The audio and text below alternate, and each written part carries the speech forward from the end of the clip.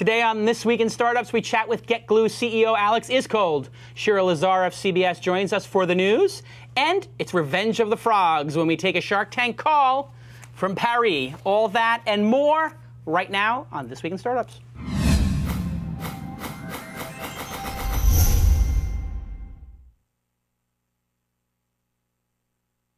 Spiked out, I could trip a referee. Tell by my attitude that I'm most definitely from.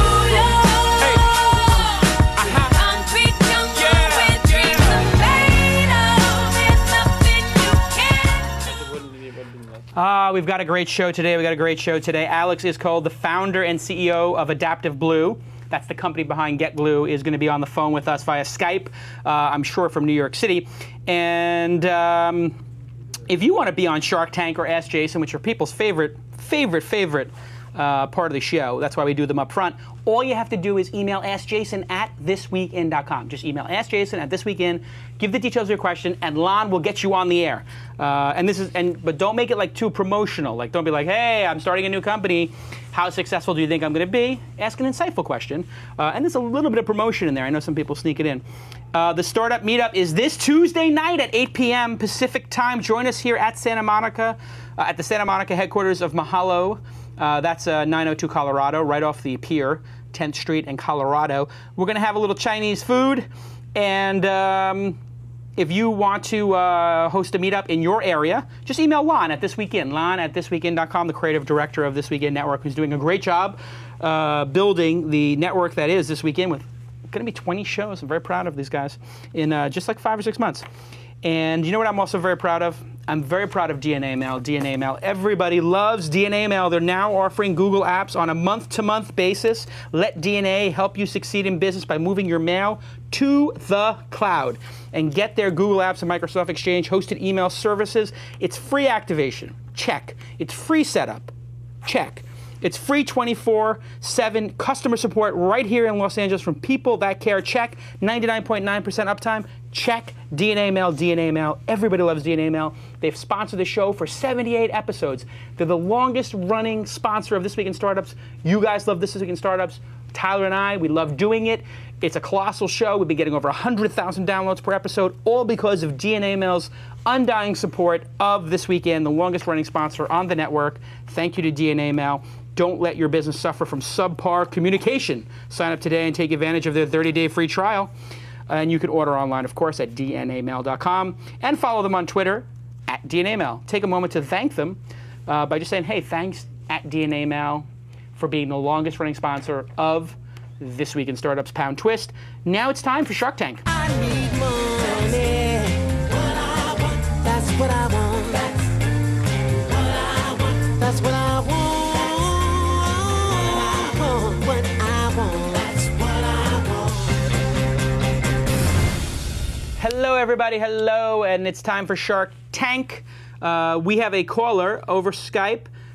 It is Super Marmite or Marmite. How do you pronounce it? As you want. In French, it's Super Marmite. Super Marmite, oui. And your name is Oliver?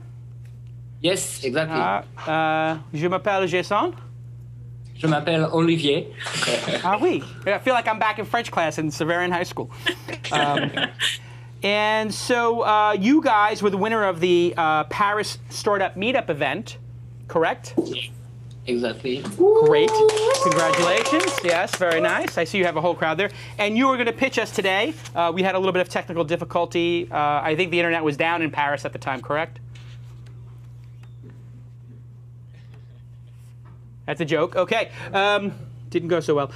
So you know the rules. You have 60 seconds to pitch us. Are you ready? Yes, I'm ready. Okay. Let's make sure the audio, is the audio okay? Can we hear him? Just give me a test 1, 2, 3 if you can, Oliver. 1, 2, 3. Okay, very good. Un, deux, trois. I'm ready. Yeah. Okay, good. 1, 2, 3. Yeah. Okay, good. So, How do you say repeat after me in French? What is it? répétez après moi. Répétez-moi. Is it my French teacher used to say that? Okay, you have 60 seconds. We're going to rate you on a scale of 1 to 10 on your pitch and also on the actual idea. So everybody in the chat room just put pitch and then 1 to 10, give a number, and share the idea and put 1 to 10. 3, 2, 1, go. So Supermarket is a social marketplace for homemade meals. It's the evening. You are hungry and have no time for cooking. Nevertheless, you don't want to go for McDonald's or doner kebab. You know that there are hundreds of meals being prepared by individuals just around you, but you don't have the tool to display it. Supermarket is the tool for that. On the website, cooks can post their meal and sell it to the community.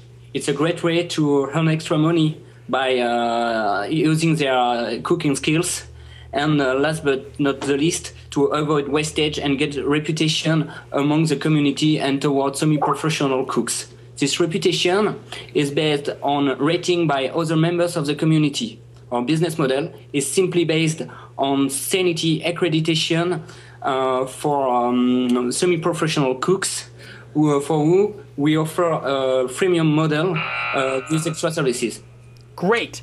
Awesome job. Well done, everybody. A big round of applause. Based on what you say, you are crowdsourcing dinner. If you happen to be cooking dinner in your area, let's say I am making something like cassoulet, which I made last year. You like cassoulet? Yeah, it's French food. You like the de confit with the white beans? Okay. It takes about 3 days to make, correct? Yeah, but you will, if you know that in 3 to 3 days you will make this meal, you enter it and you enter the date, it will be prepared. Right. So I made cassoulet last year. When I made it, I made so much I couldn't possibly eat it all. Cassoulet is a very, very hard dish to prepare. I happened to produce it perfectly on my first try. But I could say I'm going to be done on Monday. I have 8 extra servings, and I'm willing to sell them for $10 a piece. And your website would then let people buy it. If they like the taste of it, then they would rate me highly. And the next time I make it, I might be able to charge $12. I think your pitch was perhaps an 8 or 9. It was very good. Obviously, there's a little language, but you did well. I would have liked to hear a little bit about the business model, like just like 10 seconds on we make money by taking a percentage of the amount or subscriptions or whatever, but that's okay. It was almost a perfect pitch. And I think the idea is bizarre and wonderful and quixotic. I don't know if it would work in the United States. I absolutely guarantee this is going to be a big business in France, where people maybe have a little more social trust. But if you could integrate my Facebook or my Twitter social network or just my email book, I would only want to offer my cassoulet to my friends and family, and actually I wouldn't want to charge them. I would just want to give it to them as a gift. So it's a great idea. Tyler, what did you think? I think it's brilliant. Tyler thinks it's brilliant. What do you score the pitch and the idea? Idea, 9.5. Wow. Yeah. Pitch. Wow. I like it. The crowds go wild in Tyler France. is very big in France. I just want to give that as a disclaimer. Tyler, very big in France. Yeah, they don't like McDonald's over there. They want to eat good food. Did you skip the trip to France because of your ex-girlfriend? That was Germany. It was Germany. Yeah. Okay. Yeah, and that was a mistake. That was a mistake. Yeah. And what about the pitch? The pitch was taking out the French, taking out the fact that it's English as a second language, right? French accent. Yeah, 8.5. Yeah. How would you improve? How would I improve it? If you're going to give it I would start it off with a question like, Jason, when you came to France, did you go to McDonald's? Right. Yeah. Wouldn't you have liked to have a home cooked meal? Right. Like, actually, I think that's a great angle. Actually, Tyler, is that what a wonderful insight. Right. What a wonderful insight. Pause for effect. All right. Whoever forgot is fired. Oh wow. Literally. What a wonderful insight. We'll all just hum it in our head. Okay, insight. It's one of those Fridays.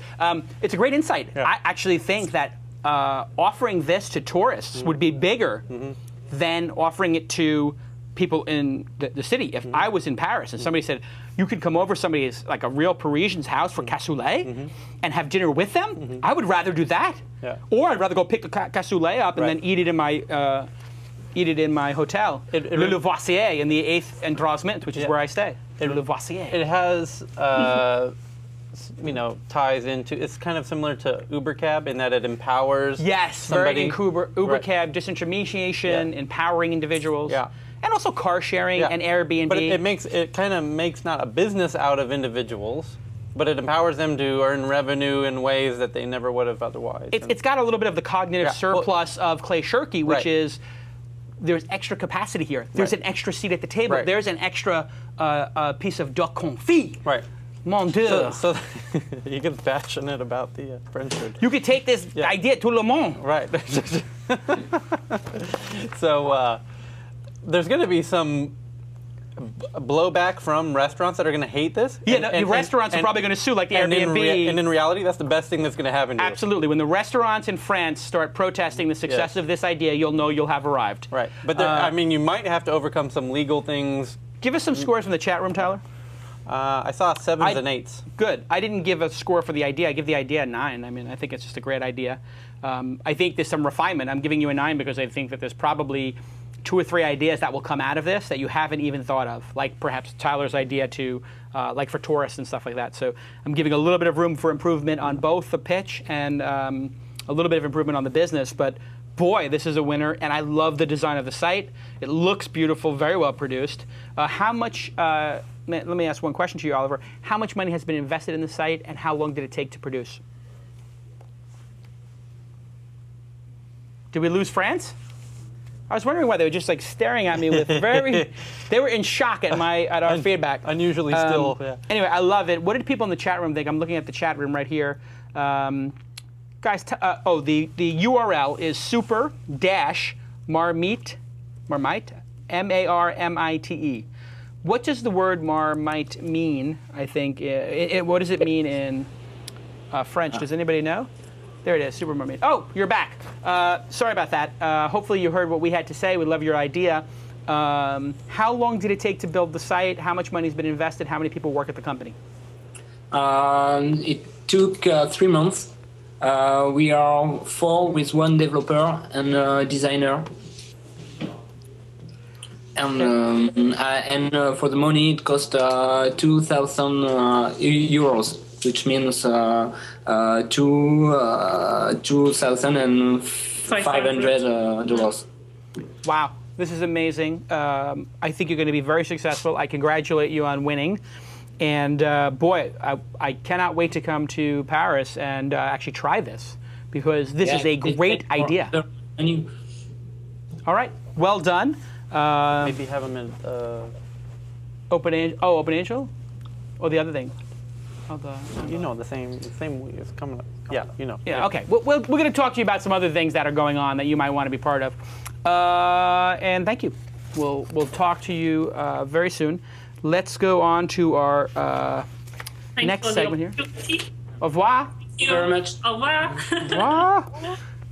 That was just amazing. Almost as amazing as Trotta. Trotta. Neil from Trotta was on the show. He got so much response for his service that he said, Jason, we have to advertise on This Week in Startups because our best referrals came from This Week in Startups when I was on. The CEO of Trotta was on the show. Trotta is a crowdsourced pay-per-click marketplace. They leverage the skills of more than 500 certified paid search experts. These are the people who know how to buy those ads on Google for you. And it's a very, very challenging job to be a paid search expert. Trust me, I've been on the board of companies where they've tried to hire these people. These people are quixotic, let's just say that. They're unique. They are very expensive, and they have this crazy, idiot savant kind of a thing where they can figure out what words to buy for the cheapest price. And what you do is, as a small business, medium-sized business, or a startup company, if you want to get some traffic, you can either try to figure it out yourself and waste a lot of time when you should be building products into features into your product and hiring great people, or you could outsource it. You could crowdsource it. Use the wisdom of the crowds with Trotta, and they will have their experts tell you what keywords to buy, and they'll manage your whole campaign, your whole search campaign, your PPC, pay-per-click marketing campaign. For every $1,000 you spend with Trotta, as a loyal Twist viewer, you will get $100 worth of this pay-per-click marketing for free. That's 10% extra. It's a little extra VIG you get because you listen to the show. They have to max that out at $3,000 and $300 bonus because so many people are taking them up on this. And if you are a search expert, you work for one of these e-commerce companies or for another startup company, you want to moonlight, make a little extra cheddar, maybe you got to get a high society so you can get into the World Series of Poker, I wouldn't blame you. You can put your skills to work on the slide, anonymously, etc., just by going to the Trotta website, and you can learn how Trotta will help you learn extra income. I cannot give this company my highest rating. I cannot give them anything more than my highest rating, and I would actually invest in this company. I am absolutely certain that they will be successful, so much so that Google themselves, the largest pay-per-click marketplace, has invested in this company. You don't need to know anything else except go to Trotta.com and follow @Trotta and thank @Trotta for being a sponsor of independent media and the This Weekend Network. What episode was he on? I can't remember. Was it Neil, 47. 47. So go back to the archives and watch that. I have been waiting to have our next guest on the program for a long time. He has fascinated me with his products for a couple of years now. I think it's been added for maybe 3 years, as long as we've been doing Mahalo, certainly. It started with this blue, like, bookmarking tool, and it was really well done. And I was fascinated. And I thought, gee, this person knows what they're talking about. And then all of a sudden, after I had been logged into their system for a while, I started to get hundreds and hundreds of requests for friendship. And I said, wait a second, this company was sort of like meandering for like 2 years or something. And then boom, it takes off. And I'm like, why did it take off? I see that they're redesigned their website and they're letting people check in to everything. Check into a movie, check into a book. It's GoWalla or Foursquare for the web. For everything, for objects, for TV shows, etc. And it's really working. I mean, people are downloading this app and they're using it like crazy. I couldn't be happier for him. Alex Iskold, the founder and CEO of Adaptive Blue, makers of GetGlue. Welcome to the program. You finally be on the program. Yeah, and so you are in Brooklyn or Manhattan or something, right? I'm actually in New Jersey, but our office is in New York. Right. And you started the company when? 2007. 2007, right around the time of Mahalo, I remember. And you used to be, what were you doing before this? Were you a writer or something for Rewrite Web or something? I'm trying to figure out when I first heard your name. Well, this is my second startup. I had another one way back in 2000. And I also did do some writing for Rewrite Web, wrote a whole bunch of articles. So that was during my time at Adaptive Blue. Right. So you started Adaptive Blue, and it basically was a semantic sort of toolbar, if I can explain it, but why don't you explain it to us? How did you start the company? What was the original mission, and how did you get where you are today? Sure.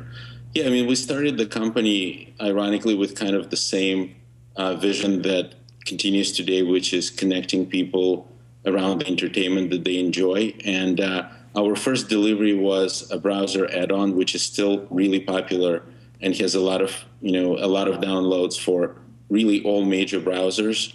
And the idea was that, when you would go to different websites that are about movies, books, music, etc., that you could see your friends and see what they thought about, movie that you're checking out. And, in 2009, we actually relaunched the service with a new name called GetGlue. And, ever since, as you noted, service really took off. And the idea that we want to be sharing entertainment with each other is very much still at the heart of the service. Why didn't the service take off originally? I mean, it was very niche-y, and I actually thought maybe the company was going to go out of business or not get anywhere, because it seemed like the toolbar had modest success with nerds, but it wasn't breaking out. Tell us what you learned from the first, 2 years of the company versus when it popped, because I'm guessing that your success was sort of like this and now this. Is that correct? Yeah. Explain to me what you did right and wrong in the first phase and what you did really right in the second phase. Yeah, I mean, I think that, the process of any startup is sort of iteration and trying to find something that resonates with people. And I think there's a bunch of elements to it. Number one, you need a product that people want. Number two, you need the market that, kind of pulls your product in. And I think that our initial solution was it was a utility. Okay. Looks like we may have lost Alex. I am pulling it up on the site right here. We may have had just a little Skype difficulty, or maybe he did on his side. I'm not sure. But anyway, this was a very good conversation to have, because the product, the original product, as I was mentioning, Tyler, it was kind of nerdy, like Firefox add-on, and didn't work, They didn't really have much of a purpose, but now they seem to have found their reason to destroy. Do I have Alex back on the line? If not, I remember when I first used it, somebody mentioned the idea of a social network that travels with you from site to site. Right. Instead of you having to keep going back to the social network, it just travels in your toolbar kind of a thing. Which I think is a brilliant and I'm going to go ahead and log in right here while we get Alex back on the line, and I'll just give you a little tour of the product. Hopefully it will let me in. Okay, so I am getting back into the product. So here you go. This is the basic product. You can see, looks like Blippy or Facebook or any other social network. But what you'll see here is down the middle, here's my recent, and I haven't logged into the website in a little bit, but here is the recent activity, and you can see this person liked Wiener Schnitzel. And I like Wiener Schnitzel, so I'm going to like Wiener Schnitzel. And then I can go to the Wiener Schnitzel page, and I can see actually who likes Wiener Schnitzel. 2,200 people have visited this. I have checked into Wiener Schnitzel, and I see some friends of mine, like Jim Robinson, actually likes Wiener Schnitzel too. I don't know the value of the Wiener Schnitzel check-in, but I'm going to put a review in here and say, this is my favorite, this is in my top 10 favorite meals. Get it every time I'm in Munich. And I will post that, and boom. Now I've sort of made myself heard. And, it's got the sort of mayor of this town and other things like that. Did we get Alex back on the line? Alex, you there? Yes, I am. Perfect. Sorry, I was just giving a little tour of the Wiener Schnitzel page and explaining the product. So you were telling us about sort of the iteration process. Continue, please. Yeah, absolutely. So I think that the biggest insight that we got is that entertainment is a deeply emotional experience for people, and so the product needs to evoke emotions and it needs to excite people. So it can't be a utility. It needs to be a fun place where people can really express themselves, connect with others, but also get, fun rewards for participating in the service. So as we iterated, we've been able to, I think, land on a delivery that's been, very much resonating with the market. And, the numbers are showing we're getting, tons of users on the service, and our ratings and check-ins, have been growing very healthy in the past bunch of months.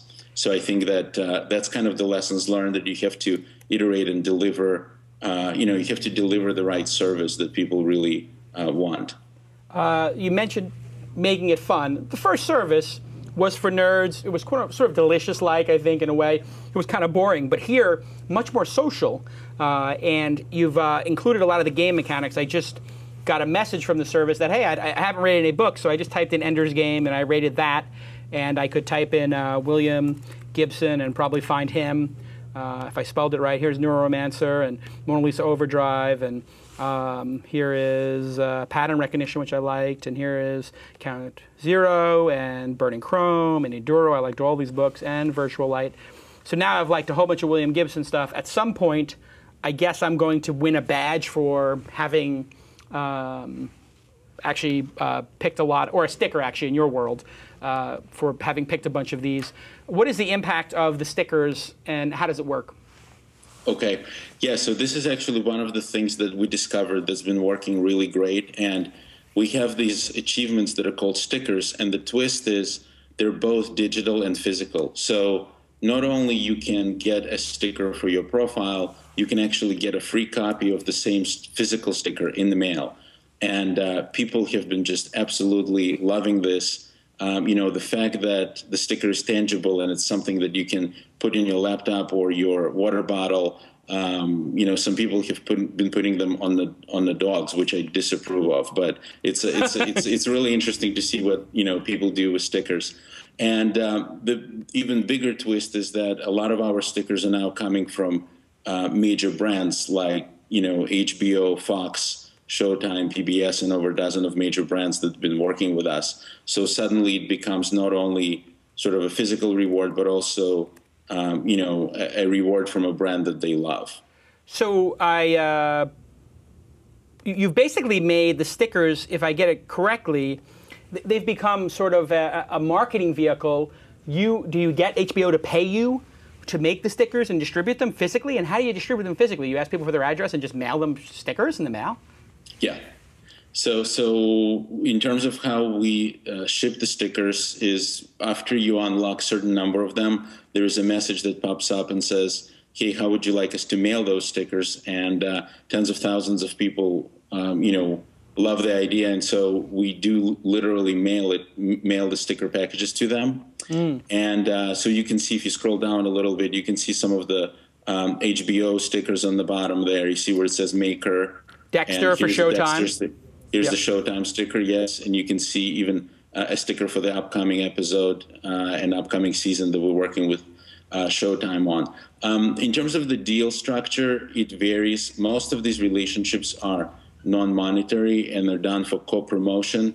If you go to HBO.com, you will see that they are telling their viewers, the message there is, got HBO, GetGlue, and that's a fantastic promotion for us. They're also promoting us through their Twitter and Facebook social channels. And, for us as a small startup to be associated with these big brands is a huge plus. And then we're also, working on a couple of other deals that are financial. Great. So here I'm looking at somebody's Flickr account, and they're just totally stoked to get all these stickers. And I see they have the Chrome one and the Radiohead one. How do the brands feel about you doing a Curious George or a Radiohead one without, I guess, permission? Do they feel like you're allowed to do that, or is there any intellectual property issue with making a sticker that isn't exactly permissioned by them, I wonder? Yeah, great question. So all of the stickers that we have on the service are authorized. They're all official. So HBO stickers come from HBO, Showtime come from Showtime. Actually, today we announced a very broad rollout with PBS with a whole bunch of their stickers.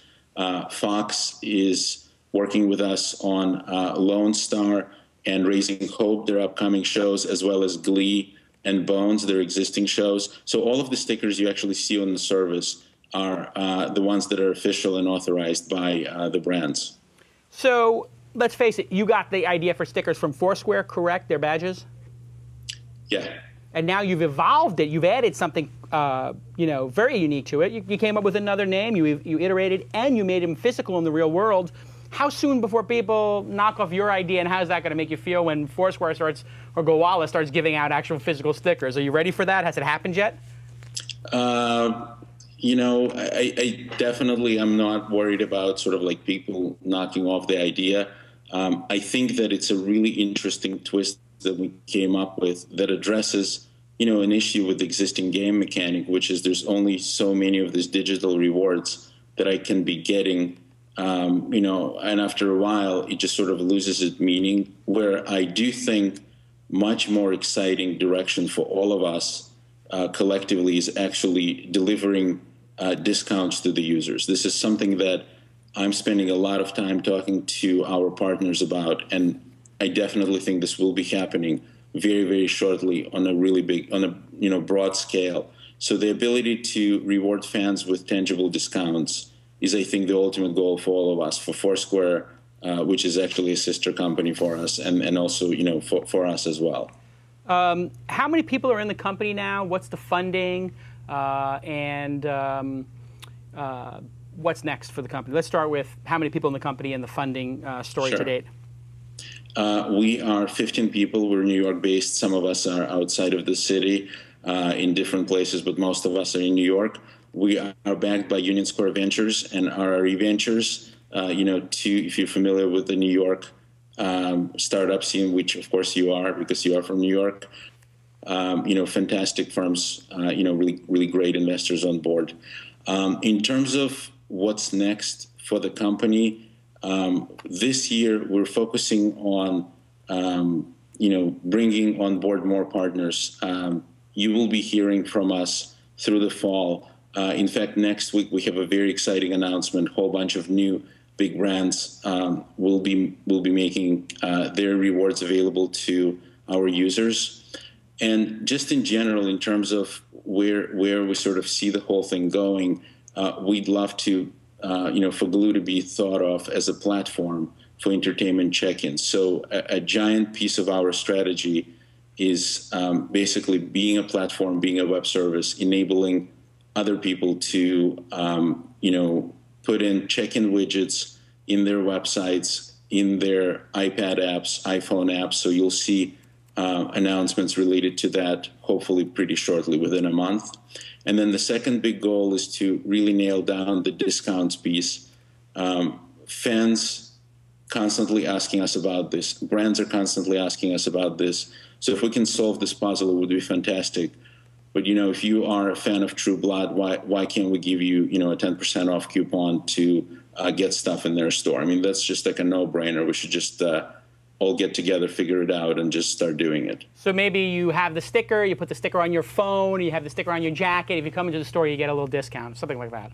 Absolutely. Show the sticker, get a discount. I'm very flattered. I see we have some This Week In stickers that have been put into the system. And so how did these come about, and how do people get these? Okay, well, that's fantastic. Yeah, I'm really glad that we've been able to do it in time for the show. So this is literally the announcement that we now have official stickers from you. And I worked with Amanda and Lon on these.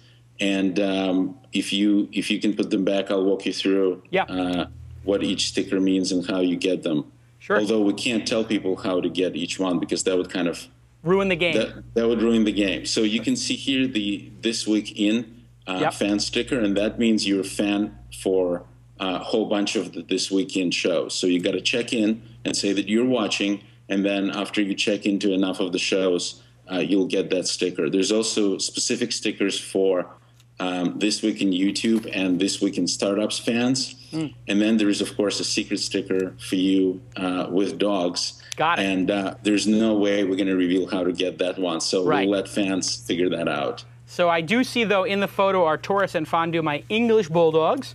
And so there is some way to unlock the Jason and Bulldog sticker. But even I don't know how to do it, so I'm going to be trying to. Tyler, any questions from the audience? If you have a question, how can people submit a question? Somebody had a good question. If they stay awake for an episode of Charlie Rose, can they get a sticker? The narcolepsy. What do they call it when you fall asleep? Narcolepsy. Right. The Charlie Rose narcolepsy. If they stay awake through the whole episode, And if people want to ask a question, how do they do that? Just for the audience. Put a Q and then colon. In the chat room. The Ustream chat room. Yes, in the Ustream chat room, or on Twitter, just put #twist. Okay, and you're searching those. Correct. And so if you have a question for Alex about somebody asked more about the monetization aspect of, but he got to it towards the end, which is right, the discounts, the coupons. Where do you think this is all going in terms of the check-in space and sort of Facebook's dominance and sort of appropriation of ideas? Let's say they have the like button, they have the check-in feature, so they basically have Foursquare and GetGlue sort of built in. It's not as fun as either of those two dedicated products. How do you look at, as an entrepreneur, the big bully on the block, Facebook, incorporating a lot of your features and competing with them? Do you think about that a lot? Do you worry about it? I don't spend a lot of time thinking about it, to be honest, because, you know, we can't predict the future. We don't know what they're going to do. Obviously, we're in a world where everybody's competing for eyeballs with everybody else, because the most scarce commodity here is people's time, right? But, you know, my view and my experience over the past bunch of months in this market is I think we have a lot of edge in terms of, you know, our entertainment focus. And really, it's about emotions. It's about people connecting with TV shows, movies, music that they feel passionate about. And I think that the kind of experience that we're able to deliver is not easy to replicate. Like GetGlue is a sophisticated social network with lots of interesting bits, and that's why people love it. So I think that, you know, for the time being, we're okay. Now, your first question about check-in space, you know, every day I'm just more and more delighted to see sort of the validation for what we're doing. Both more users coming onto the service, and big brands, I think, spoke loud and clear that they want this market to be big. I think that we'll see this fall and going into spring, you know, social entertainment market is probably going to be, you know, rising up and probably being, you know, the size of the location market, and people will be talking about it. Why did you pick Fred Wilson and RRE? Tell us a little bit about each venture capital firm and what attracted you to them and how you chose them. What was your decision-making process for selecting Flatiron Partners and RRE Ventures, both New York-based firms? Well, we're based in New York, so and even though probably especially this day and age, it's not as true that geographic boundaries matter, but they do matter. In terms of Union Square Ventures, I remember when I was raising Series A, it was between Union Square Ventures and one of the larger firms on the East Coast, and at some point I just realized that they're just so much more informed and much more qualified to be an investor of this startup because of and this was kind of like early days. This was like back in 2007, but still even back then it was clear that they're so much better partner at that stage for us. And then RRE, it was by chance one of the associates reached out to us, and then we started talking, and I realized that Jim Robinson is just a fantastic person and a really experienced and great VC with really solid track record, and it just was clear to us that they're a best partner. So you get one of those associates / venture capital interns emailing you, and instead of deleting it and ignoring it, you weren't insulted that some junior person who's only been there for 6 months says, "Hey, can I introduce the firm?" You actually took the meeting and the call? Yeah, absolutely. And we the way that we operate, and you can also see it in Twitter, and you can ask our partners, and you can ask all the VCs that we talk to.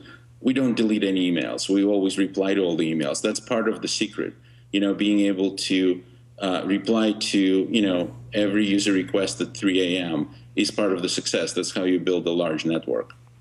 Go into that a little bit. You guys look at those opportunities, the 3 a.m. customer support call, as an opportunity to build superfans, build loyalty?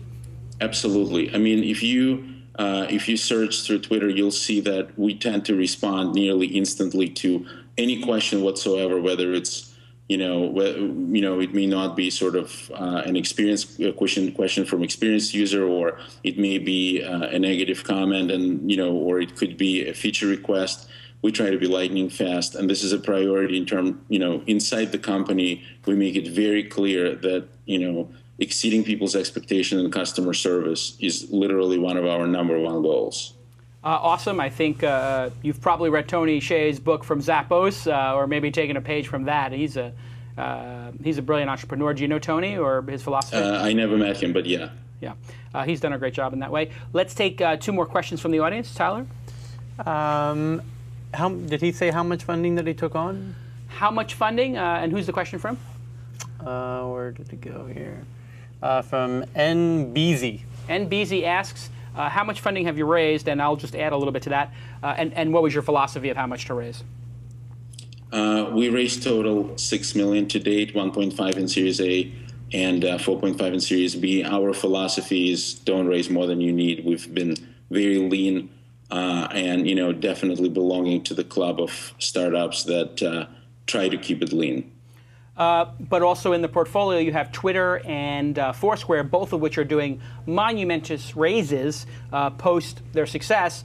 Now that you guys have had a bunch of success and you guys have heat, are the venture capitalists advising you, hey, do a power round, raise 20, raise 30, because this market may not always be here? Well, if the market is not here, then we shouldn't raise 20. I think that's really sort of the way to look at it. But yeah, I mean, as you said, it's like when heat comes in, options come in as well. So clearly we're discussing, next steps and like how to scale this. And, quite frankly, our, web service bill keeps going up every month. So we gotta figure that out too. I would expect. I mean, operating a service like this, I'm assuming you have a couple of million uniques a month. I don't know if are you on Quantcast? Is it public or? Yeah, we have in August, we had about 1.5 million uniques. So you have a bunch of uniques. How many servers does something like this run on, and how much does that cost just for, sort of ballpark for people who are building startup companies? Sure. So our entire stack is Amazon Web Services, so we run on EC2. Okay. And looks like we're having Skype trouble again, or maybe Alex is. Tyler, your thoughts on the service and the interview so far? I remember when it came out originally, and it was much more based on the bar. This is somewhat of a recent pivot to go more into the, but that was before check-in was a word, really, or an idea. And so the idea of to see it evolve and pivot into a check-in for items is kind of interesting. I wonder how he feels about, I'll get some detail on, why that idea came about. And yeah. My guess is they were struggling back in the 2008, 2007, 2007, well, obviously they're starting, but 2008, 2009, the company was, I think, probably meandering, and they had all these great, features in terms of, you would hover over something and get information on here. I'll show you, actually, an old picture from TechCrunch. I mean, this is the original sort of toolbar. You're adding things to your library and stuff like that. And it was very semantic web. But what a great, this might be one of the better pivots of the sort of Web 3.0. Here's the Blue Organizer, which was a whole brand. Right. And you would just, I remember, and I really thought it was brilliant. When you had it in your browser, you could right mouse click on something and you'd see, here's the Mahalo page, here's the links on Google. It was just but it was so much, and it was so geeky. We're actually, Alex, are you back? Yes. I don't know if you saw it, but I was pulling up up the Blue Organizer. Take me back to the moment when you decided to kill the Blue Organizer to do this new vision. What was it like at the company when you told the people who had invested, I don't know, a year or two in the Blue Organizer, and you said, you know what, this is not the focus, and you put the gun to the head, and boom, you kill the baby, and you decide you're going to do this other thing? Look, any startups that amounted to something I was reminded recently that Twitter started from inside audio. Remember, that looked great too, and then kind of, came back as Twitter. It's not as drastic as it feels. It's all iterative, and it's all kind of progressive, and the steps are logical. When you look at it over a span of time, it feels like a giant leap, but for us, it all was sort of like an iteration. But, it is so hard to get the service that resonates with people. There's a handful of services like this. Looks like we're on track to be one of those services now. And, we've just been fortunate to be disciplined. We've been fortunate to be advised by great investors what to change, and kind of listening to the audience what works. And, I have no regrets, relating to, Blue Organizer. It was a great learning experience, and now we're moving forward with GetGlue. How did you become an entrepreneur, and where are you from originally? Obviously, I hear the accent. My first company I started in 2000, and it was about making tools that find bugs in the code. And it was a fun ride. After 3 years, I sold it to IBM. And, ever since, I was just completely infected with the, with entrepreneurship bug. I can't see myself doing anything else. I'm originally back from Ukraine. When did you come to the United States? 91. And how old were you then, and how hard was it to get here and sort of become a citizen and everything? I was 19, so basically exactly half of my life on both sides. It was a great thing for me and my family. I mean, I think we were so fortunate to be able to move to U.S. and I don't think that I could have been even close to being the same person, and obviously would never have an opportunity to do what I'm doing now. What are your thoughts on the H-1B visa issue? United States becoming a little xenophobic, and maybe if it's today, you wouldn't even get into the country. What are your thoughts on it on a very personal basis? I gotta confess that I'm not most up to date on all of this, but the things that completely make no sense to me is, getting a lot of foreign students into the country, educating them, and then having the rule to ship them back is completely backwards. If you spend time educating them, you may as well give them jobs and, have them in this country.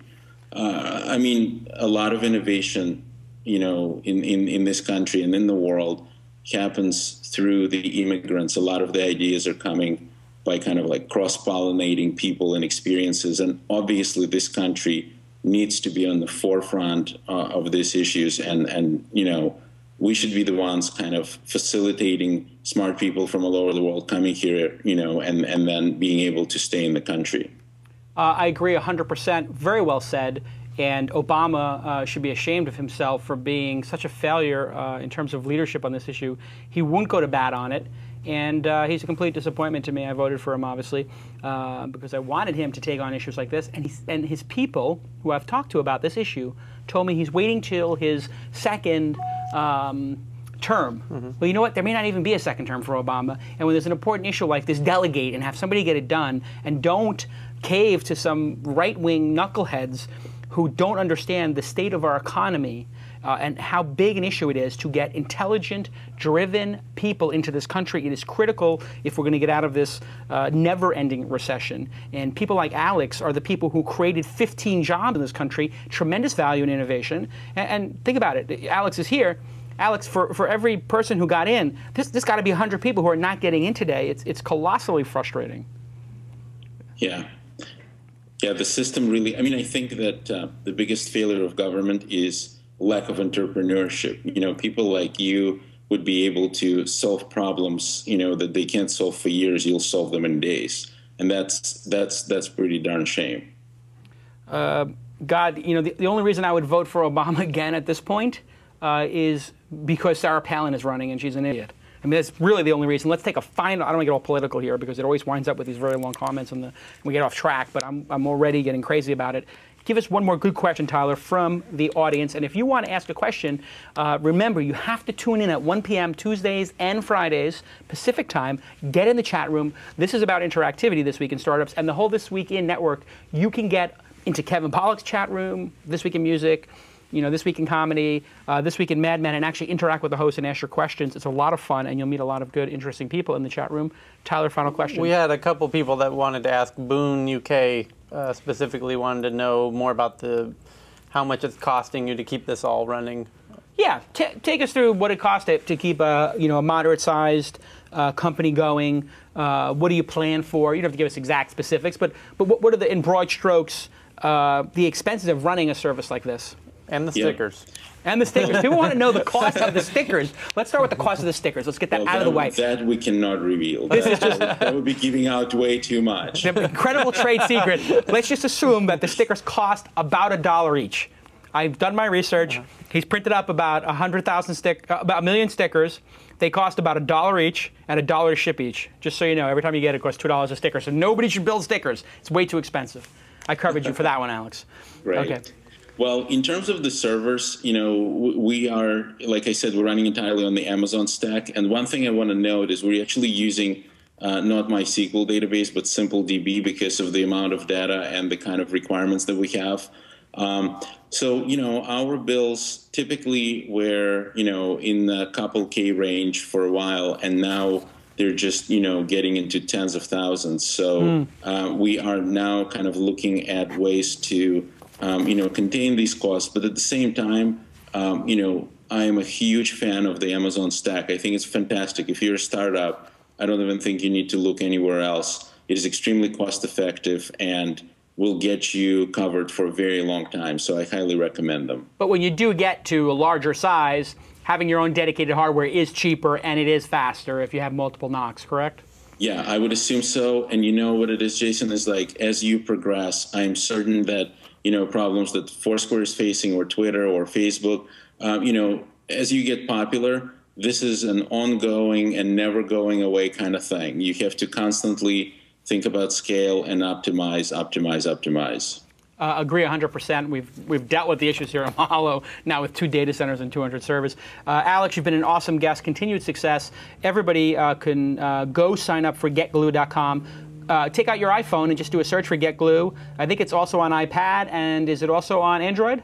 Yes, it's on the Android and iPad, and there's a mobile site for everybody else, GetGlue/mobile. Follow GetGlue on Twitter, and you can also follow Alex Iskold on Twitter. He's just at Alex Iskold. That's Iskold, correct? Yes. Awesome. You've been a great guest. Thank you for being on the program. I've been trying to have you for a long time. I couldn't be happier with your success. It's great to see somebody iterate, be resilient, and in, year 3 have their breakout success. Congratulations. Thanks a lot, Jason. Thanks for having me. All right. I look forward to seeing you in New York. Maybe we can have a cup of coffee. Absolutely. Thanks. Cheers now. What a great guest. I mean, he really brought it, honest. I mean, if you think about, I'll ask everybody in the chat room, rate the guest, scale of 1 to 10, rate the interview, and rate Tyler's performance 1 to 10 during the interview. And when you think about a great This Week in Startups guest, I mean, what are the core components that make for a great interview in your mind? Well, it makes me think of one thing. A lot of people put a lot of overemphasis on your Mark Pincuses in terms of what they can learn from them. Yeah. As opposed to somebody like Alex, who's much more in their realm of like much more in their orbit. It's not. Yeah, you don't. Well, you don't. They're not Bono. Yeah, you don't have to have this cognitive weight of I can't do what this guy's doing. Yes. You know what I mean? Like, yeah. I'm never going to get to where Jeff Bezos is. I'm not going to be Zuckerberg. I'm not going to be. But you got a guy with a 1.5 million service who's at it for 3 years, has raised a modest amount of venture capital, whatever it is, $6 million to date. He's actually accessible. I think is the word you're looking for. Yes. So an accessible. I find that more inspirational. Yeah, this guy's doing it. I can do this. Well, I mean, this is what happens, I think, with a lot of people. No offense to Alex, because I know Alex is. I've heard him referred to as, genius-like when I was in New York. His investors think very highly of him, and his name, and they stood by him. Yeah, very highly regarded in New York, and that's why it's important to have really great investors, because when your stuff is going like this, maybe not down or maybe not too high up, but it's sort of going sideways. Let's say, when you're in that sort of sideways trajectory. My gosh, it's great to have good investors who can sit there and wait for you to break out. And it takes time. It doesn't happen overnight for everybody. And I think I agree with you. An accessible guest, and also he really got into. He was very honest, and he talked about the pros and the cons, the ups and the downs. That's what I always love in a guest is honesty and telling the actual story the way it is. Yeah. He was honest when I asked him about like, hey, you stole the idea for badges and you iterated and made it stickers. How you feel about other people stealing from you? It's a very important discussion, and he was very honest about it. Let's bring in Shira for the news. I want to touch on the brilliance of that marketing and the stickers.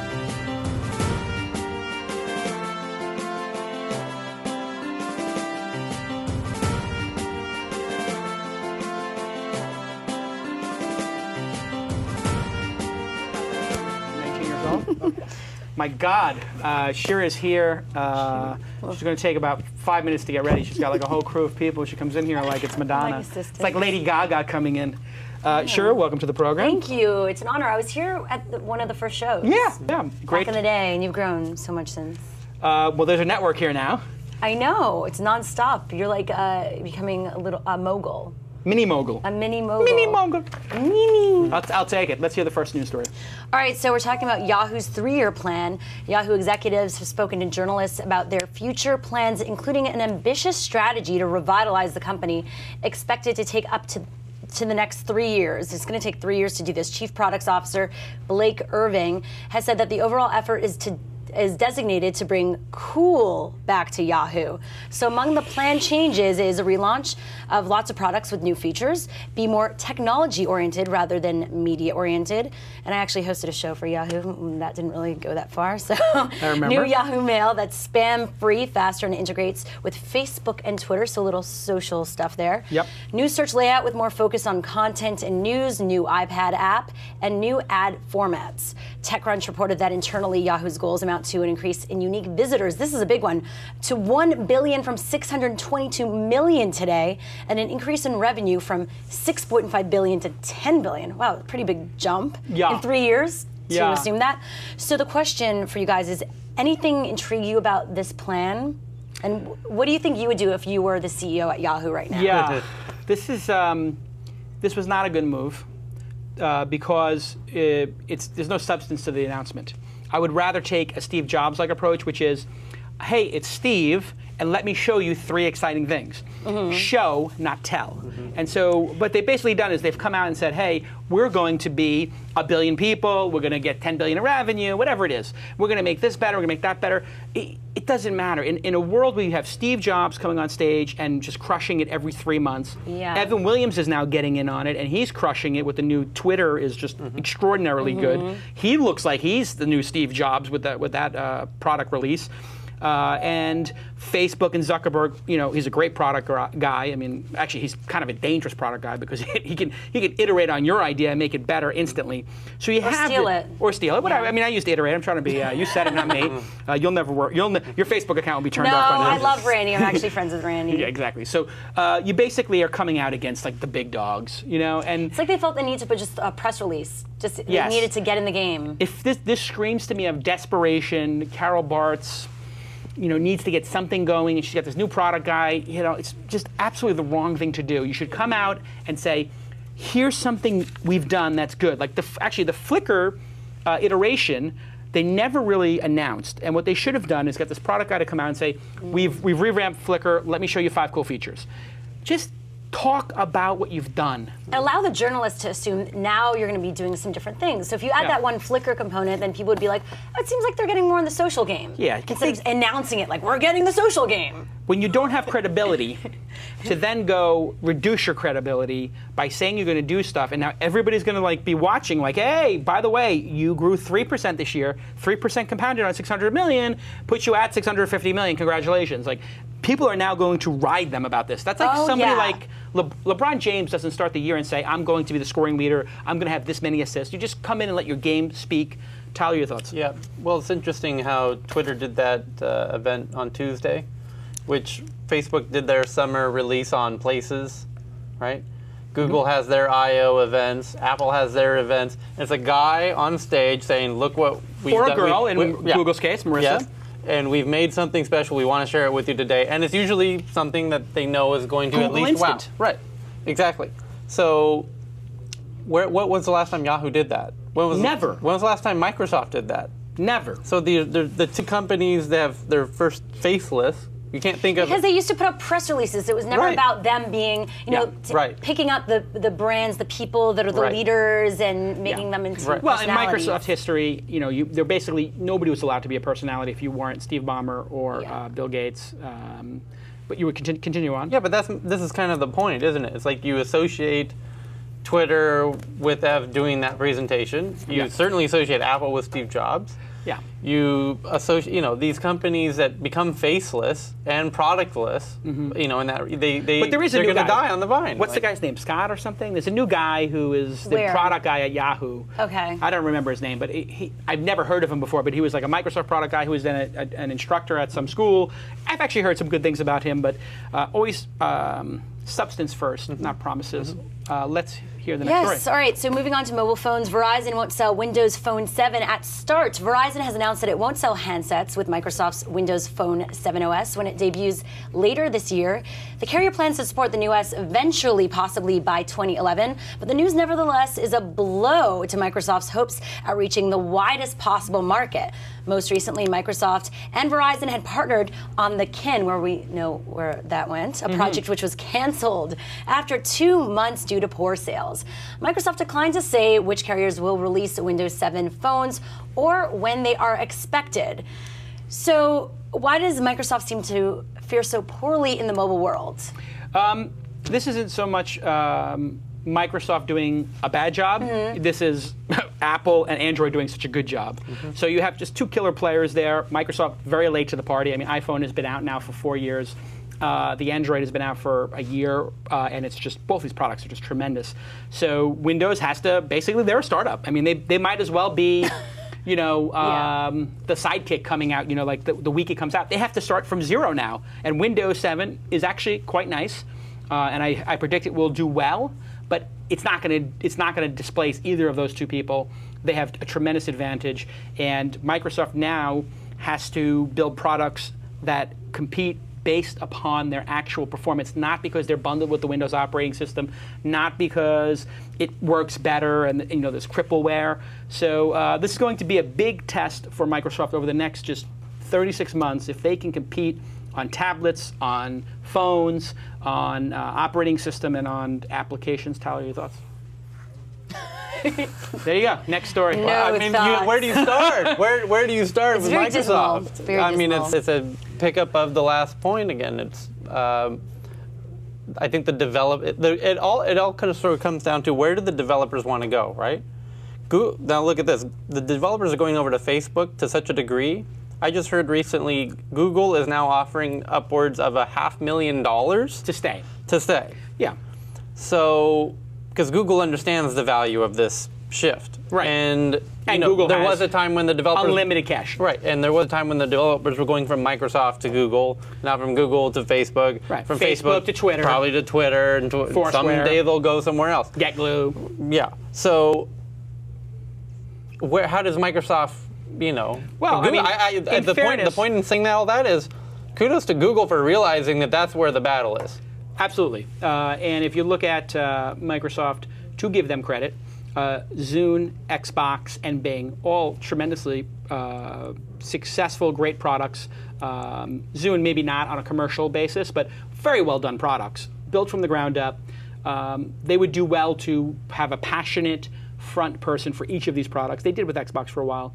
And Windows 7 actually built from the ground up, and that's why I think it will be successful and be a decent product. What I think Microsoft should do at this point is embrace in some of the new products an open source methodology. Totally. And this would be incredibly counter and would get them huge kudos. So pick an area where they don't have huge revenue at stake. You know, I don't know what it would be, but gaming, you know, and just open source it. Or even search. You know, open source their search, allow people to use the you know, Bing search algorithms and image search. A company like Mahalo could, you know, use it and expand upon it and have this sort of search software that anybody can expand upon or build, like Apache or any other open source software. Or why don't they open source some product that they could rebuild from the bottom up that maybe doesn't make a lot of money for them already. I don't know which product in the Office suite is the least critical, but let's say PowerPoint was. Right. Open source PowerPoint. Make an open source version of PowerPoint. Let 1,000 flowers bloom. Let everybody make their own versions of it, a web-based version, and just try that. And it would make them look so open. But right now they're still stuck in protecting a huge base of revenue, tens of billions of dollars from their franchises, and you can't blame them. It's just the innovator's dilemma. Next story. Ah, there you go on that one. I've been reading the chat rooms while Yeah, you guys be careful went on. there. I'm sorry, I'm just trying to connect with the audience. And yes, I do need a teleprompter. Thank you for mentioning that. No, it's online. I'm sorry. You know what? We're That's just why talking. I tell you, do not watch it. They're brutal. All right, I'm not going to watch it. There are 3 jaders in the chat room, and all they do is just ride everybody on the show. And do not listen to them or look at them. Just read the story. Calm down. Blinders. All right. So next up, fraudulent Groupon deal? Question mark. Groupon this past week offered a photography deal in Atlanta that took an odd turn when it was revealed that the photographer had promoted her work with stolen images and that they were not capable of actually fulfilling all the deals that were sold. The promotion for Dana Dawes Photography advertised $65 for a 1-hour photo shoot plus a DVD of the images and an 8x10 print. However, it turned out that she was not equipped or qualified to deliver on this promise, and a Groupon user actually pointed out that this deal was essentially too good to be true. Would it even be possible for a small photography studio to handle all these hundreds of jobs if it did happen? That's a question to ask. So the deal was eventually pulled by Groupon and everyone got refunds. So is this a flaw in the Groupon business model or something that could be easily dealt with or eliminated in the future? Yeah, we call this high-class problem. Yeah. And Andrew was on the program, I think, episode 52. Yeah. And Andrew, for my money, is now one of the top 5 CEOs in the industry. He tackles every issue head-on. And today, he wrote a blog post. Here it is. Too much of a good thing. Traditionally, the biggest problem for most small businesses is getting customers in the door. Now, Groupon has presented some business with an entire new problem. What happens when you have too many customers? I mean, this is exactly what CEOs should be doing, which is communicating directly with their customers and tackling head-on their biggest issue, taking the lemons and making them lemonade. Oh, you know, people are getting overwhelmed, and then somebody else said they lost money on their Groupon. He got in touch with them as the CEO, posted a comment, F the PR people, taking F corporate responsibility. communication. Yeah, and he got sued by this corporate, you know, ambulance chasing, you know, blank firm, and they're like, oh my God, you know, Groupon, you know, I wasn't able to use my coupon, the store went out of business, whatever, and I'm doing a class action lawsuit. And he does a public thing on the blog saying, did you read that we will refund your Groupon for any reason at any time? That obviously includes the business going out of, you know, the business going under. So why would you waste the court's time, the lawyer's time, and everybody's time? And he made them look so stupid, the individual and the law firm. It was awesome, and it was gangster. Andrew is CEO of the year this year, hands down. Groupon is an amazing business. I've actually used it. I got $12 at Froman's for $30. I've talked to at least a dozen businesses about this. Every one of them tells me the same thing. I am no longer advertising in print magazines like LA Weekly, etc. The telephone book, the Yellow Pages, where they used to spend $500 a year, not doing that. And I'm going to do 1 or 2 Groupon, Daily D, Living Socials a year. Andrew has created not just his own billion-dollar company. They're going to do $600 million in revenue this year. He has created a $10 or $20 billion value vertical, basically, an entire new vertical. And this is the fastest growing company in the history of the United States. They are 24 months old, and they got to $1 billion valuation, 600 million in revenue. Nobody has built a $1 billion business in this amount of time. This company is going to go public, and it is going to be worth more than Yahoo within the next 3 years. I predict Groupon will buy Yahoo or another similar thing like that. And that's the only way. I think that this is the most important company of this sort of era. It might be more important than Facebook. I know this sounds crazy. Really? But Facebook, just It's hear right, me out. it's right at the Hear me wallet. out. Yeah, 'cause Facebook is going to make, Facebook's been around for 7-8 years. They have 500 million users. These guys have a database of 150 million emails, I hear. They have 600 million in revenue this year. And Facebook has 2 billion. Yeah. Facebook has had billions of dollars invested in it. These guys have had like 100 million. I think Facebook it's These the guys are cultural moving significance faster. of Facebook is just different than Facebook Groupon. has Correct. It's the Yeah. users. This will have a bigger impact on the economy. This will be a bigger business than Facebook. Facebook has users and Groupon has customers. It's that whole point. Yeah. Yes. And they're Per right. my email. Yes, they're right at the wallet transaction. You know. They're providing huge value. Yeah. You know, But what they're is the right- value of Facebook? But when It's you an go address there, book. you end up pulling It's out your Flickr. credit card. Where when you go to Facebook, you're not regularly pulling. And although Facebook, to their Facebook credit, will do that at a Facebook certain is point. aware of this, Yeah. and they're definitely making some smart moves I think in that I space. honestly think Facebook is going to Really? right after the movie happens.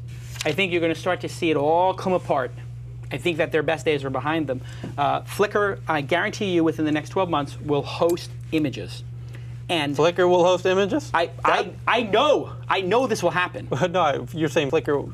Will actually host the images. Facebook's traffic, like maybe a third of it, is from the people. pictures, It's from yeah. the pictures. I see what you're saying. Twitter will be hosting photos. TwitPic gone. You said Flickr's going to host. Sorry, images. I'm sorry. But Twitter, it's still Twitter hard to, will be to search holding- your history. Twitter, it's still hard to search your history. Yes. I'm sure they'll figure that They'll out. figure that out. If you look at the product launch they did this week, it is unbelievable. Flickr went from like here to here, in my estimation, in product design. Next story.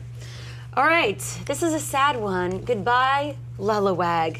Venerable LA tech blog Lulawag has announced that it will close its doors this week after 2 years of insightful reporting about the local tech scene. Of course, full disclosure, that Lulawag founder, Sean Percival hosts our show This Week in Social Media, who we love. What is that? Oh. Sad music. Is this sad music? Yeah, keep going. All right, so Don't let it throw Sean and you. his wife Lori explained that with their new baby and his high-powered MySpace job, they were simply too busy to keep up with blogging. So were you a regular reader, you guys? Listen, number one, it was a niche of a niche. I mean, they shut down Valleywag because they couldn't make a business out of it. So obviously this was not going to be sustainable. And they posted what, like once every 3 weeks? I mean, the one thing that Sean Percival learned working for me was how to get attention. And he's getting attention for shutting down a site that's been shut down for 6 months. It was a niche site. I mean, people in the community knew about it, but No, it wasn't of really. course. I shut this music off. So how will you keep up with LA Tech now? Are there sites that Who you cares go about to? LA Tech? I mean, give me a break. I mean, there's like 5 companies down here that matter. I think that was the best thing about Lulawag is it actually added made us some feel really validation to the special. fact that we have something worth reporting on. Yeah, I going mean, give me a on here. break. I mean, And no one's ever heard of it. Your chat room is saying. Yeah, no the one's chat ever heard room's of like, it. what? Who? I mean, listen, LA is a unique market. It's a great place to live, but let's face it, there's 10 companies. There's probably 10 companies of note here. And then there's a whole swath of people who are quasi-entrepreneurs who No, have it's to where get content is really growing and blossoming, but Of not course. necessarily the companies and the home bases. Listen, it's a very important market, but I will say clearly there's a strata of elite entrepreneurs in this town, and I could name them on like 2 hands. And there's a bunch of knuckleheads who are movie producers who say they're building internet businesses, and I am underwhelmed by them. And they need to focus a little bit more on product and maybe bring in a little more. A lot of talkers in this town. What did you not think a lot about of the whole doers. YouTube Live thing? Not to bring That should be news. Yeah, that should Sorry, be it news. wasn't in the news What is thing. this? All of a sudden, you're turning this into The View? Yeah. It's a structured show. All right, so- Next, wait, Tyler, comments on Lulawag. Obviously, we have to get this on the that record. was, I remember when it came out, and it was, I think a vehicle for Sean to kind of promote his. Yeah, himself. this That was was a- the biggest Yeah, benefit. but That it was like a little niche, It was that. I think it meant more to you than everybody else. It did. Next It story. really did. All right. Cha-Cha dumping T-Mobile.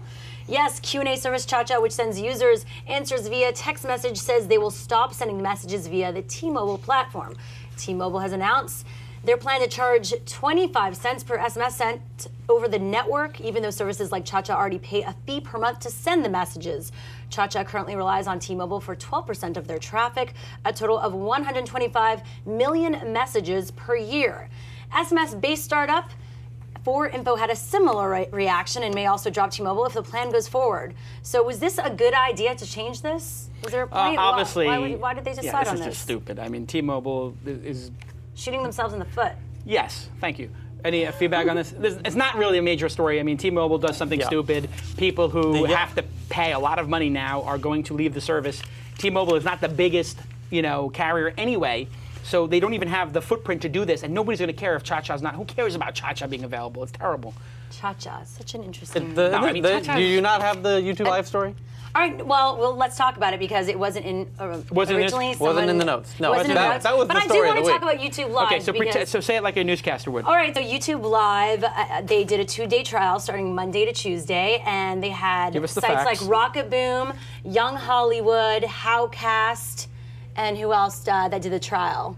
I think that was it. Good, basically. okay, and so they did a live, they did a few times live, yeah. facts on Monday and Tuesday. Good. And this was the first, we knew at a certain point they were going to turn the live on. Okay, and now at the end of the facts, you so what do you think? send a softball question up. All right, so are you surprised that it took them this long to get here? Great and question. Do you think, okay, that's it. That's and the follow right up. question. And what do you think the future lies for live and YouTube? And the third question, does this mean other live platforms like Ustream and Justin TV, are they going to be hit by this? Okay, very good. You did that on the fly. Fact. Are you surprised? No, it was good. It was good. Thank you. Fact. And then you do the softball question to me if you hit it out of the park. Well done. Basically, this is a tremendous announcement that everybody knew would come at some point. Yeah. Yes, of course it impacts Ustream and Justin TV. The way it impacts them most is it validates their market. And it means that Yahoo or News Corp or AOL or Microsoft will buy them or News Corp will buy them for a lot of money. So typically what people think when a Google comes into the space is that will kill it. It doesn't necessarily mean that. It means they could validate it and then another player who wants to plug this in will buy it, which is what I think will happen. Now, they picked the wrong partners on a content basis. Surprised. It's like Howcast, well, maybe Howcast will be okay, but Rocket Boom is like a scripted show. It was one of the first, and they also did Key of Awesome, Next New Networks. That was it. So they picked the wrong, which the people they should have gone to was. Surprised it didn't go to you? No, actually, I emailed them and I was like, hey guys, we have 18 live shows a week that actually people already tune into. They wanted to do something like. And they were like, oh no, totally, we'll do it. But they went with the YouTube. YouTube's got these like unprofessional.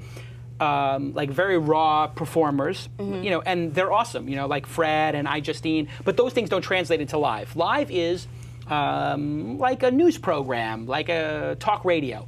Leo Laporte should have been included in this. That would have been the home run. If they got Leo, that would have been the absolute best person they could have had. Or they could have gone to Sirius Radio or somebody like that and got somebody. But they are loyal to the YouTubers like iJustine or Rocket Boom or these people, and good for them, but it's going to be tremendous. And with Google TV and Apple TV coming, what you're going to see is people are going to turn their TVs on and see what's live on YouTube. And at the YouTube homepage, you will see This Week in Startups is live, and This Week in Tech is live, etc. But nobody wants to watch Rocket Boom live. It was a total disaster. But, all right, so... Tyler, what do you think? The way it works is you tee it off. Okay. I hit it out of the park. Got it. Then Tyler just puts a little polish on it. All right, polish it and up, then you get and the then final I'll time. have a follow-up question. Okay. It's like squirt guns at a sushi bar. Oh my God. Nice. Squirt guns at a sushi bar. Explain yourself. It's like nurses at a hockey game. It means... Hello. Oh my God. Okay, nurses at a hockey game. Yes. Okay, tell us how. Yeah. It's like nurses at a hockey game. Yeah. Well, I'm kind of cheating here. It's this new thing I'm using here called Tyler's Insight Generator. Oh my God, that is so genius. Can we put this up? Tyler's obsessed with memes. Tyler lately. Insights. Oh my God, I gotta pull this up. This is the news story of the week. TylerInsights.com. And so now you at home can play along. Sure, it's like sneakers at a dance. Genius. It's like sneakers at a dance contest. Sure, it's like bobcats at a weenie roast. Sure, it's like jazz at a summer camp. Sure, it's like cobs at a chicken farm. Sure, it's like squirt guns at the movies. Okay, that's fantastic. But what are your real thoughts? It is interesting that it took them this long to do it. I do think it's going to hurt the other live streamers in the space. And it makes me wonder, like the mobile live people, the Quicks. And is this why Apple was waiting so long? Apple is going to do something with YouTube to really make the iPhone the device to do that. Right. That could be interesting. iPhone and YouTube have very good integration. You take an if you take a movie, it defaults to upload to YouTube. I do that. Yeah, so maybe they'll default to streaming live from there when they have the AT&T network gets repaired in 2027. Okay. But nobody's really made anything much out of that. All the live things have been going on mobile, right? Quick, and you were doing it on your Nokia 3 years ago. Filter said that Rocket Boom Live, he disagrees that people do want to watch Rocket Boom. No, first of all, nobody watches Rocket Boom. That hasn't changed in 17 years. That was like a very interesting idea in 2006 that has meandered. Somebody's got to shoot that thing and put it out of its misery. It's horrible. Anyway, this has been a great program. Sherry did a wonderful job. Thank you for having me. Of course. Actually, Thanks, I would have back again. You crush it. Well, and I must say, Lon Harris did write some of the news. So of course he did. I need to give him credit. You did a great job. Thank you. Thank you. And who also does a great job is Trotta and DNA Mail. Thank you to @Trotta. Thank you to @DNA Mail. Go ahead and thank them on your Twitter account. They are making independent media like This Week in Startups available to you. The 100,000 people who download this. For 78 episodes, DNA Mail has been doing this. The least you can do for getting all this incredible, great content, people like Alex, people like Andrew from Groupon, people like Shira, it's not cheap. Shira's agent, crazy. Just thank DNA Mail and Trotta on your Twitter account. They really appreciate that. Thanks to Robert Johnson for helping out with the blog. He has moved on, and we thank him for all of his help. And later on today, what are the other shows today? Is it This Week in Social? I don't have it in my show notes. This Week in Mobile coming up at 4 p.m.? 6 p.m. 6 p.m. So stay in the chat room for another 3 hours and a half, and you will watch This Week in Mobile. Come back at 6 o'clock. Thank you, Tyler, for an insight-filled show. Thank you to Alex for being on the program. Thank you to Will and Kenny for another flawless episode, except for the 17 times that Skype crashed out. But we're professionals here. It's only the internet. If your Skype goes out, you just keep talking. It's no big deal. Everybody gets all concerned like it's got to be perfect. It's just the internet. And great job. We'll do it live. We'll do it live. Do it. Thanks, everybody, and we'll see you next time on This Week in Startups. Spiked out, I could trip a referee. Tell by my attitude that I most definitely from.